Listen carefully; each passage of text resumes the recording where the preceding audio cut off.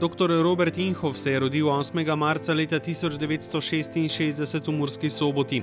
Po končani osnovni šoli v Murski Soboti in gimnaziji v Ljutomeru je študiral na Filozofski fakulteti v Ljubljani, kjer je diplomiral iz umetnostne zgodovine in filozofije. Leta 1996 se je zaposlil kot pripravnik v galeriji Murska Sobota. Leta 1997 je opravil strokovni izpit in pridobil strokovni naziv kustos. Leta 2002 je bil sprejet v Mednarodno društvo likovnih kritikov AICA in pridobil strokovni naziv višji kustos. Leta 2007 je pridobil strokovni naziv muzejski svetovalec. Leta 2010 pa je izida njegova monografija z naslovom Zdenko Huzjan Notranje ravnanje. Istega leta je bil s strani Ministrstva za kulturo imenovan v delovno skupino za implementacijo muzejskih standardov. Leta 2014 je na fakulteti za podiplomski študij Alma Mater Europeae v Ljubljani na študijski smeri zgodovinska antropologija likovnega doktoriral pod mentorstvom dr. Jureta Mikuža z disertacijo Ljutrova reformacija v retoričnem zrcalu podobe, teologija folklora, podoba in pridobil naziv doktor znanosti. Leta 2015 je pridobil strokovni naziv muzejski svetnik. Istega leta je bil sprejet tudi v Pomursko akademsko in znanstveno unijo. Njegova bibliografija obsega 212 bibliografskih enot. Našega novega člana pomurskega akademika, dr. Roberta Inhofa, poznam že iz srednješolskih let. Že te je kazal, ka z njega še nekaj bo. Ne na področju matematike pa fizike, kjer smo se mi srečavali, like na področju humanistike, družboslovja in tako se je seveda tudi zgodilo. Fej smo veseli, ka je tudi eden tistih naših članic in članov, ka živi in dela v Pomurje, in fej smo veseli, ka seveda to, ka dela fejst strokovno. In njegovo dnevno predavanje, da iz sklopa tiste sekcije na konferenci Pomurske akademije, kjer naši novi člani lahko predstavijo svoj doktorat. In njegov doktorat je seveda povezan po eni strani z tudi službo, ki jo upravlja kot direktor galerije, po drugi strani pa seveda kaže na njegovo ambicijo stvar razmeti čim bolje globoko, jo seveda tudi napraviti čim bolje dojemljivo širši skupnosti. In kar nas najbolje veseli, ka je tudi toliko povezani s tem okoljem, ka jo šče deliti z najprej lokalnim, te pa tudi širšim okoljem. Zavoljo toga vabljeni, ka se poglednemo predavanje našega novega člana, pomurskega akademika, dr. Roberta Inhofa.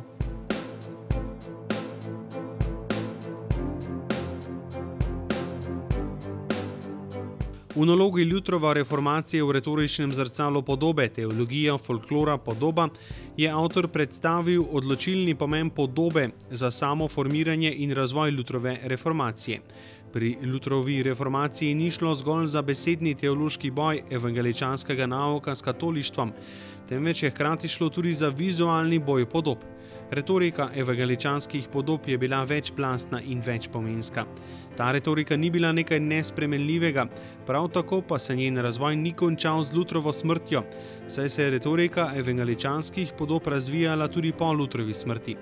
V podobah, ki so nastale po tem usodnem datumu, smo opazili razvoj evangeličanskih podob, ki bi ga v umetnostno-zgodovinskem smislu lahko morda bolj ustrezno imenovali nazadovanje, saj se njihov izraz in njihovo razumevanje zelo približa tradicionalnemu pojmovanju katoliških, predvsem svetniških podob. Evangeličanske podobe so povezovale teologijo in folkloro. Ta povezava se je izvršila na zelo enostaven in učinkovit način. Teološka problematika je namreč zelo učinkovito uporabila retoriko ljudskih iger in karnevala, torej retoriko narobe sveta in retoriko humorja ter norosti. Hitro in na zelo neposreden način je postala razumljiva tudi širšemu, nepismenemu sloju preprostega ljudstva.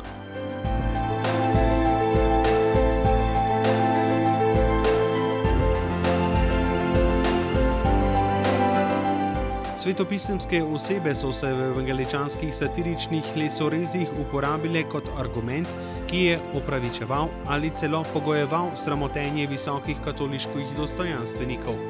V začetnem obdobju reformacije se pojavlja cela vrsta pamfletistov, ki po svoji izobrazbi niso bili teologi, ampak preprosti ljudje, krznarji, vojaki, čevljarji, gospodinje in podobno.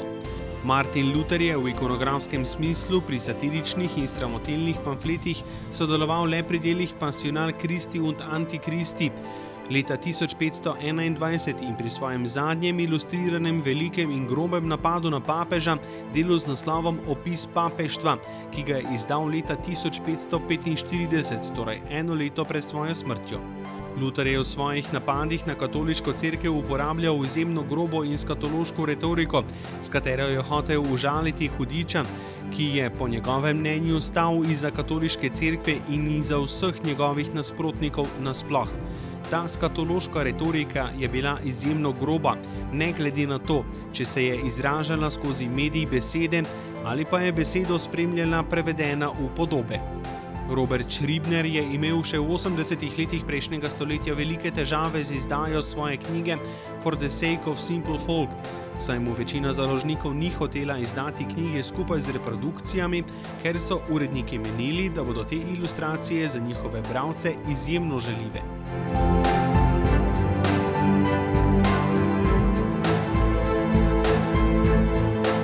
V svoji doktorski disertaciji sem poskušal pokazati, kako odločilen poudarek je imelo za Lutherovo reformacijo samo podoba.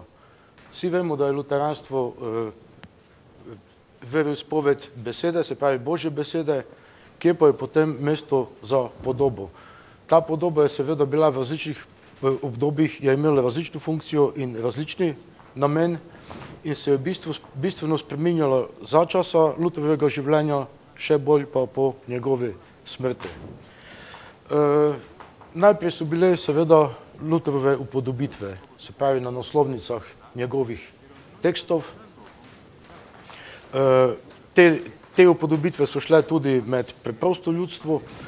Reformacija je namreč izkoristila nepismenost ljudstva. Tisk je kot novi medij je omogočil, da so se zadeve hitro natisnile in so tisti, ki so vedeli brati, so evangeličanske pamflete brali tistim, ki niso vedeli brati, istočasno so pa evangeličani dali natisniti tekstom podobe in so kazali te podobe kot dodaten element. Seveda so te podobe bile izrazito nesramne, tudi namen je bil tak nasprotnika čim bolj užaliti.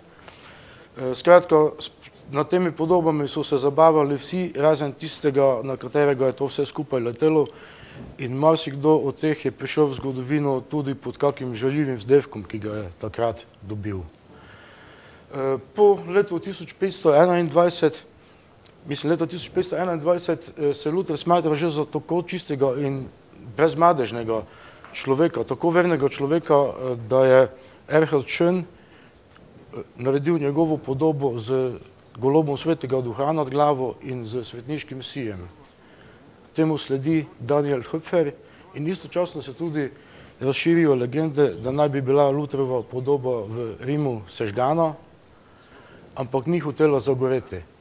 Tako da so morali namazati dodatno smolo in je šele potem zagorela. Se pravi, gre tisto za eksekucijo in efigije, kazen v podobi, se pravi perferativno kazen, ki jo sprejme podoba namesto tistega, ki ga ni. To so seveda dodatno izkoristili protestantski lesoresci, ki so upodabljali recimo satiro papeškega grba in na eni strani, se pravi papeški ključi so razbiti, na eni strani visi judež, na drugi je pa obešen papež. Kaj to pomeni? To pomeni, judež je izdal Kristusa in se je obesil sam, papež je pa ravno tako izdal Kristusa in bi moral slediti judovemu zgledu. Pri tem je treba omeniti, da je bilo obešanje kazen, ki je bila rezervirana za najhujše zločine in za najnižje sloje. Tisti bolj plemeniti sloji so bili pokončani z mečem, medtem ko so najhujši zločinci in najnižji sloji bili enostavno obešeni in še s tem dodatno zasramovani. Najhujši zločin je pa bil izdajstvo. Po letu 1521, po zasedanju v Wormsu, in Lutherovi nepripravljenosti, da zanika svoj nauk, se začne druga stopnja reformacije, to je oblikovanje evangeličanske cerkve. Ampak leta 1525 je prišlo do kmečke vojne, Luther je vse tiste množice, ki so ga spodbujale, zapustil in se postavil na stran Gosposke. Tako da po letu 1525 nišče teh pamfletov več ne želi, oblast jih pa prepoveduje.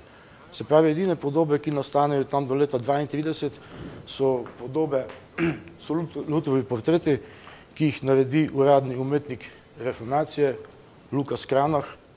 To je tisti, ki je bil 3-krat župan Wittenberga in je leta 1537 kot župan dal sežgati tudi 2 ženski pod obtožbo čarovništva, občevanja s hudičem, uničevanja plodnih polj in podobno. Leta 1532 se pa zgodi nekaj posebnega, namreč saški volilni knez postane Johann Friderik. In Johann Friderik je, za razliko od Lutherovega zaščitnika, Friderika Modrega, velik zagovornik reformacije. In zdaj Luther ni več upodobljen samostojno kot v portretih ali pa kot ultimativni pozitivni junak, ki s pomočjo razpela, se pravi s pomočjo Kristusa, spravi na kolena papeža, ampak je upodobljen kot molivec pred razpelom in to skupaj z Johannom Friedrichom. Se pravi, na eni strani cerkvena oblast, na drugi strani posvetna oblast. Pri portretih Johanna Friedricha vidimo, se pojavi akronim VDMIAE, kar pomeni Verbum Domini Manet in Aeternum, se pravi, Gospodova beseda traja na vekomaj in postane del evangeličanskega širšega programa. V tem času se pojavijo okoli Lutherove smrti, se pravi 1547, tudi evangeličanski oltarji, ki pa so strogo didaktični, nimajo nič v povezavi s tistim, čemu mi danes rečemo umetnina, niti Lukas Kranach ni med umetnostnimi zgodovinarji to reformatorsko delo cenjeno tako, kot je bilo njegovo zgodnje predreformatorsko delo, ampak je bilo, recimo, Wittenberški oltar. Na srednjem panelu imamo zadnjo večerjo, na levem panelu, na levem krilu imamo krst, se pravi oba evangeličanska zakramenta. Luther je upodobljen dvakrat, enkrat pri zadnji večerji, drugič spodaj kot pridigar. To je pa tudi čas, leta 1547, Luther je eno leto mrtev, ko nastopi spor med filipisti in gnezju luterani. In če gledamo tisto sliko in vidimo judeža, ki je seveda rdeče las, v skladu z nemško folkloro, zakaj so prikazovali jude kot rdeče lase. Se pravi, zaradi ene popačene etimologije, Iškariot so si razlagali, da izhaja iz besede izgar rod, je povsem rdeč. In zakaj bi naj jud bil rdeč? Naj bi bil zato rdeč, ker je tako umazan in tako neočakan, da občuje tudi med menstrualnim ciklom. In če na tem oltarju gledamo judežov pogled, kam judež gleda, mislimo, da gleda Kristusa. Če pa ugotovimo, da pa judež nosi podobe Matija Vlačiča Ilirika, se pravi vodje gnezjev luteranov, pri predstavitvi krsta je pa tisti, ki drži otroka pri krstu, Filip Melanchthon, vidimo, da gleda točno Filipa Melanchtona. Leto 1555 nastane Weimarski oltar, Luther je takrat že davno mrtev, Kristus je prikazan 4-krat, enkrat na razpelu, enkrat kot zmagovalec nad smrtjo in grehom in enkrat kot jagnje Božje. Iz njegove prstne rane teče curek krvi in kaj to pomeni? To pomeni evangeličansko načelo sola fide oziroma upravičenje po veri. Ampak ta curek ne pada na Lutherovo glavo, ampak pada na Kranachov avtoportret, ki je ravno v tem času umrl. Kaj to pomeni? To pomeni, da mi opazujemo na tej sliki Lukasa Kranaha točno v momentu njegove odrešitve. Se pravi, ta curek krvi je dvoznačen. Od Kranaha do Kristusa vodi Kranahova vera, od Kristusa do Kranaha pa njegova milost. Zakaj pa ne pada curek krvi na Lutra? Enostavno zaradi tega, ker je Luther že odrešen po svoji veri.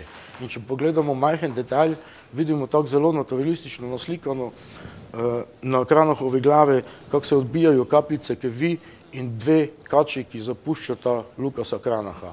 To sta simbola greha. Kak grobe so bile evangeličanske podobe, lahko recimo vidimo v Lutherovem opisu papeštva iz leta 1545, eno leto pred njegovo smrtjo, kjer ta spis skupaj z delom proti papežu v Rimu, ki ga je Hudič ustanovil, ni več namenjen katolikom, ampak razpihovanju besa nad pričakujočo vojno med samimi evangeličani znotraj Wittenberga. Tu pride do vsega izraza ta skatološka retorika, ki je tudi verbalno izrazito Luther uporabljal.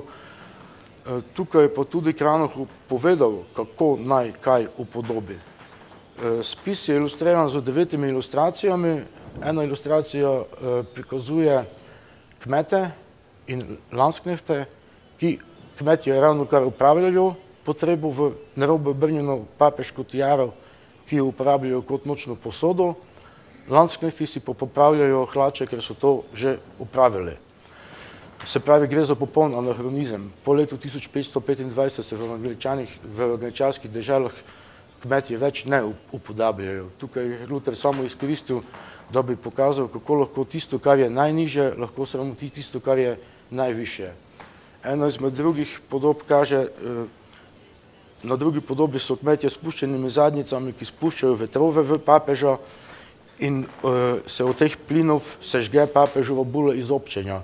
Tekst po sliku piše, ne papež, ne bodi tako jezen mož in nam ne grozi z izobčenjem, sicer ti bomo pokazali belvedere. Belveder izhaja seveda iz italijanske sintagme belo videre, lep razgled.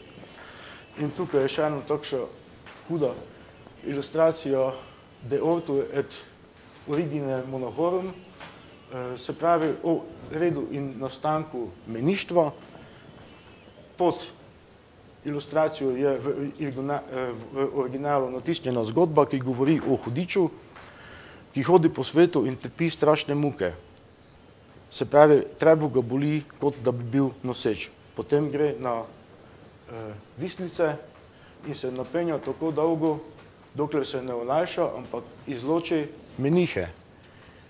Potem, ko Hudič vidi, kaj je izločil, se pravi, saj sploh ni čudno, da sem trpel take hude bolečine, saj so ti lopovi še 100-krat hujši od mene samega. Če bi njih sprejel v pekel, bi mogel sebe izgnati. Zato je te tonzurirane lopove pregnal po vsem svetu. No, da nakratko zaključim, po Lutherovi smrti se je vzpostavil tudi legende o Lutherovih čudodelnih podobah, o njegovih podobah, ki se potijo. V času 30-letne vojne imajo evangeličanski verniki njegove podobe pred vhodom, ne samo, da bi izpričevali, da so dobri evangeličani, ampak hkrati tudi v pričakovanju, da bi jih ta podoba ščitila pred neuri in drugimi nesrečami. Skratka, naj bi imela apotropejske moči. Poseben pomen pa se po letu 47 pa do začetka 17. stoletja, ko več ni nobenega smisla za humor, ampak se pojavijo evangeličanske knjige čudes. V teh knjigah se objavljajo monstruozna rojstva, ki pomenijo napovedi ne več take eshatološke, kot je bilo pri Lutherovi in Melanchtonovi eksegezi papeškega osla in meniškega teleta, ki so letele na Rim, ampak letijo zdaj na same evangeličane. Bog z temi monstruoznimi rojstvi sporoča, da je konec sveta blizu in da bo prišel bodisi s palico, bodisi z mečem, da bo ta svet pokončal.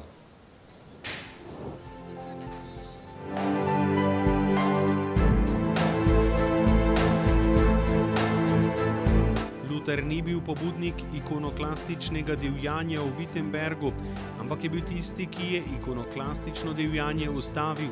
Luther je trdil, da je edino močna krščanska vera tista, ki se lahko upre skušnjavi po čaščenju, kakršno povzročajo podobe. Po njegovem mnenju so tisti, ki so uničevali podobe, te skušnjavi podlegli, saj so ravno z uničevanjem podob pokazali, da so te skušnjavi podlegli in da je njihova vera tako šibka, da imajo podobe nad njimi popolno oblast. Na podobnih področjih raziskujejo ob pomurskem akademiku dr. Robertu Inhofu še članica PAZU, pomurska akademkinja dr. Sonja Ana Hojer.